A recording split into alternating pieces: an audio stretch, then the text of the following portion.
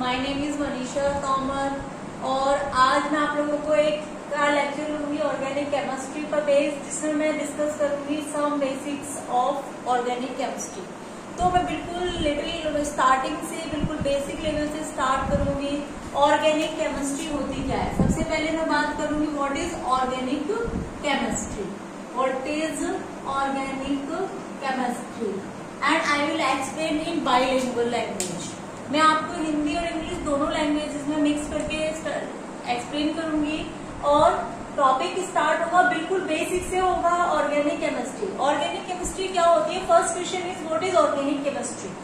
Organic chemistry कहते हैं this is branch of chemistry, the branch of chemistry, branch of chemistry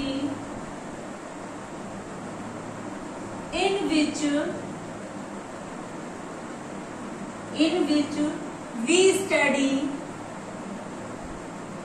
study about carbon and its compounds. So chemistry क्या होती है? The branch of chemistry in which we study about carbon and its compound is called organic chemistry. सबसे पहले ये basic सी बात है, definition थी कि ऑर्गेनिक केमिस्ट्री होती क्या है। अब हम बात करते हैं कि what is carbon. Here we will discuss some general characteristics of carbon. What is carbon?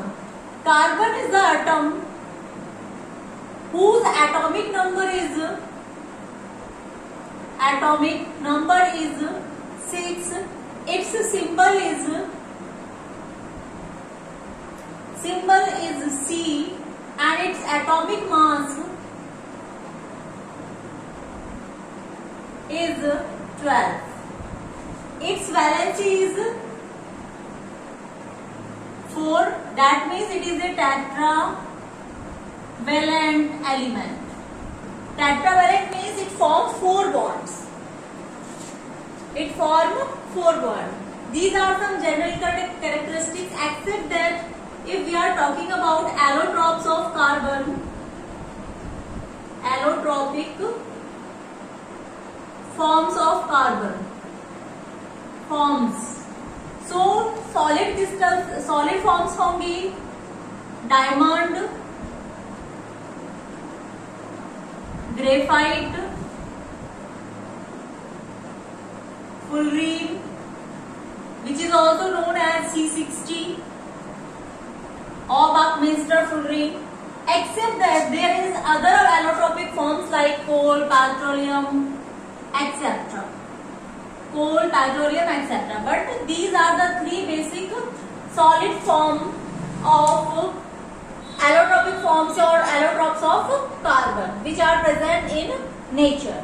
So there are some general characteristics of carbon, except that we will discuss about electronic configuration of carbon. ये general characteristics है, ये आपने देखा। What are the electronic configuration of carbon? Electronic configuration of carbon, as we know that its atomic number is 6, symbol is C, that its electronic configuration is 1s2, 2s2, 2p2. Its valence state, this is the outermost cell is called valence cell. What is valence cell? Valence cell means outermost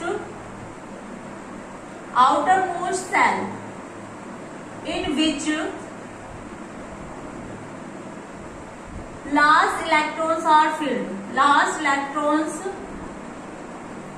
of atoms are filled. Atoms are filled. That is called valenced cell. वो क्या कहलाती है? ऐसी cell जिसमें देखिए यहाँ पे क्या 1s, 2s2, 2p2, 1s2, 2s2, 2p2. ये this is outermost cell and it is not complete because we all know that सबसे पहले जो फर्स्ट सेल होती है केएम के अकॉर्डिंग फजान स्कूल में, जिसमें 2 इलेक्ट्रॉन्स फर्स्ट में होते हैं, then 8, then 18, 8 then 18, 18 and 32 like that. All periods में हमारा जो फर्स्ट पीरियड होता है इसमें आउटर मोस्ट में मैक्सिमम 2 इलेक्ट्रॉन्स होते हैं, सेकंड पीरियड में नंबर 8 होते हैं, थर्ड पीरियड में भी 8 ही होते हैं, फोर्थ पीरियड में 18, फिफ्थ पीरियड में 18, सिक्स्थ पीरियड में 32 maximum and 32. These are the 7. Or we know that there are 7 periods in our periodic table in which different elements are arranged. And this is the electronic configuration in all the periods. सबसे ज्यादा electrons जो होते हैं वो last orbital में, जैसे जैसे हम अप टू डाउन जाते हैं पीरियड्स में, 1 to 7 जाते हैं, ये क्या होते हैं इलेक्ट्रॉन्स का नंबर इंक्रीज होता चला जाता है। तो उसी के बेसिस पे हम यहाँ देख रहे हैं, ये हमारी कैटेगरी है 2 and 4. सो इट्स कार्बन के आउटर मोस्ट सेल में कितने इलेक्ट्रॉन्स है? There are 4 electrons. That indicates carbon can leave there 4 electrons और कैन गेन 4 इलेक्ट्रॉन्स. कार्बन क्या कर सकता है? 4 इलेक्ट्रॉन्स को लूज भी कर सकता है. अगर ये 4 इलेक्ट्रॉन को लूज करेगा तो ये +4 ऑक्सीडेशन स्टेट शो करेगा, और अगर ये अपना ऑक्टेट पूरा करने के लिए 4 इलेक्ट्रॉन ले लेगा, 4 इलेक्ट्रॉन्स ले लेगा, तो ये -4 ऑक्सीडेशन स्टेट शो करेगा. तो हम जो कार्बन की प्रॉपर्टी होती है वो क्या होती है कि carbon have the tendency to lose their 4 electrons और as well as for gaining of 4 electron. That is why ये क्या करता है, ये कोवलेंट बॉन्ड बनाता है. क्योंकि देखिए इलेक्ट्रॉन लूज करने के लिए, इलेक्ट्रॉन गेन करने के लिए, दोनों कंडीशन में वी नीडेड एनर्जी, और 4 इलेक्ट्रॉन्स को गेन करना या लूज करना, दोनों कंडीशन में we needed more energy. Carbon needed more energy. So इसीलिए ये क्या करता है, ये बीच की कंडीशन में आ जाता है, ना तो देता है ना किसी से लेना पसंद करता है. ये क्या कर लेता है, कोवलेंट बॉन्ड फॉर्म करता है. कोवलेंट बॉन्ड मीन्स क्या होता है, क्या किसी किसे कहते हैं कोवलेंट बॉन्ड? कोवलेंट कहते हैं द बॉन्ड. कोवलेंट बॉन्ड को मैं यहां डिफाइन करूंगी, the bond which is formed